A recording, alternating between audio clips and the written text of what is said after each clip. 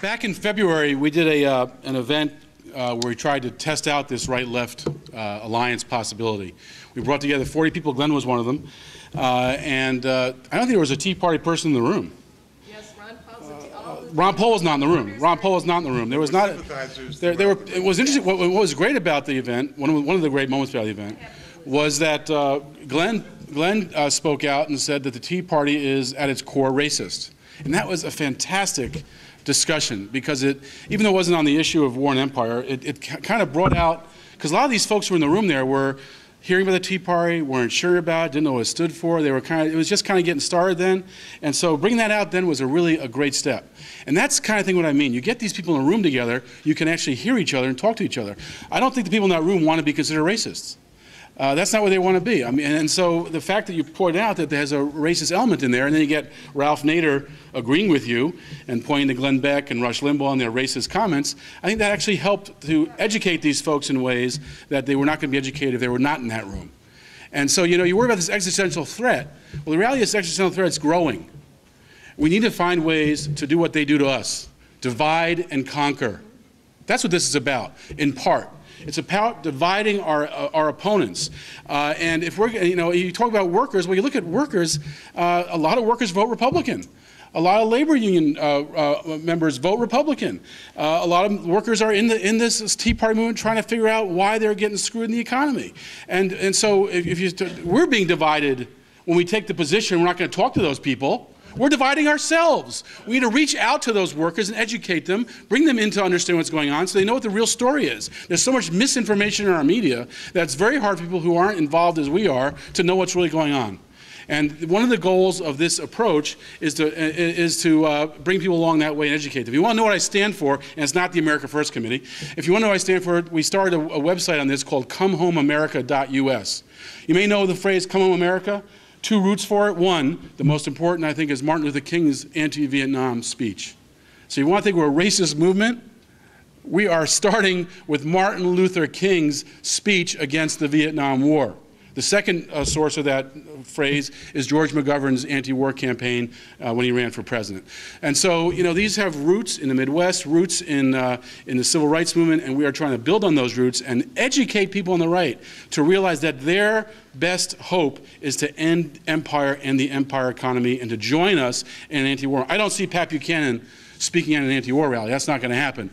But, I mean, I do see people from the grassroots in the right side right now, when they hear our message, understand our views, they will be joining us. And that will strengthen us and weaken them. Thank you.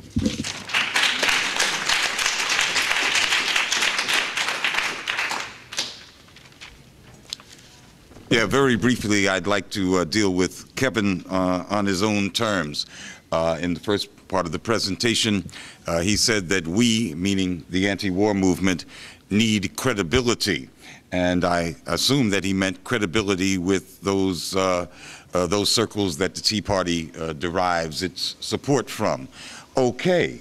And it would be, far be it from me, to restrict the people that you can talk to, including members of your families, about issues of war and peace. But that's not what the question is today. It's a question of is there going to be some kind of accommodation with the Tea Party? That's the question that we're faced with here.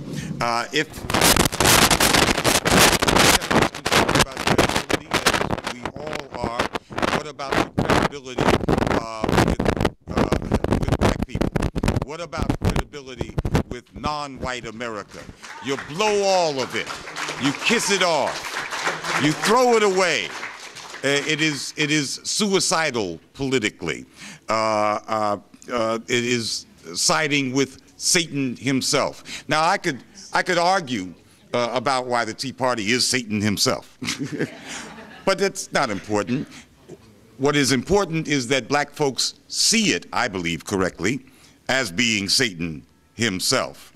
And any accommodation or perception of an accommodation with that Tea Party, with Satan himself, and it really is that strong a reaction, it spells, well, that's the end of your inclusive anti-war movement.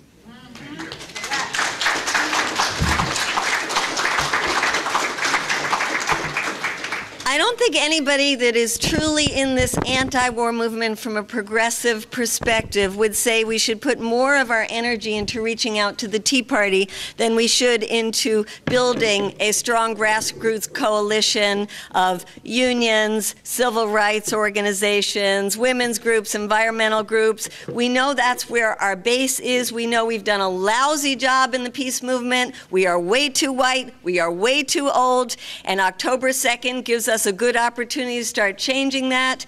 And but we are talking, I think, at least I am talking. You, okay, October 2nd, there's discussions on that one too. I think it's a great opportunity, having been in the rooms and seeing who is coming to that and the diversity that's there. But I also think that we are starting to show the powers that be that their policies are crumbling before their eyes when people in the conservative side of things start speaking out. When you pick up Newsweek magazine this week and see Richard Haass, the president of the Council on Foreign Affairs, saying, rethink Afghanistan, the policy is not working, we're not winning, that is very positive for our movement. I want you to, somebody tell me who said this when he was talking about the decades that we have been having U.S. bases in Germany, Japan, and the Korean Peninsula. He said, "I'm tired of being the world's policeman. We need to have a no loitering policy." Who said it? Pat Buchanan, no. Eisenhower, no. Glenn Beck said it. Now, I am not saying I like Glenn Beck. I do not like Glenn Beck. I like when he said that. And I like when I hear conservatives, even Ann Coulter, who I can't stand, when she starts coming out and saying things, you see that they are seeing what we saw from the very beginning, that their policies don't work. So, and think how good that was for the Republicans when Michael Steele came out and said, you can't win in Afghanistan. It sent them into a tizzy that they are still in now. So it is good for us when people that are conservative come out saying these wars are unwinnable, and it's good for us to seek those people out and to try to get their voices out there, because it does help end war.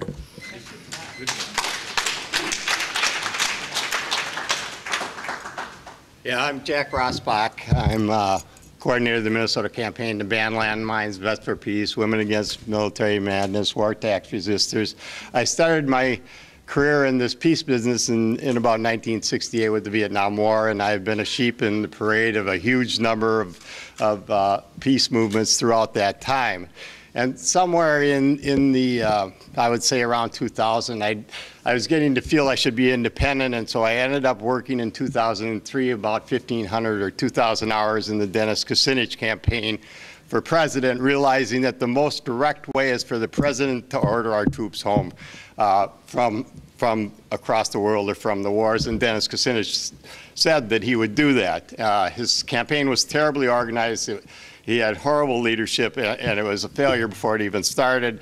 But I tried as much as I could. But very few members of the peace community, the active peace community, actually joined in the attempt of that campaign.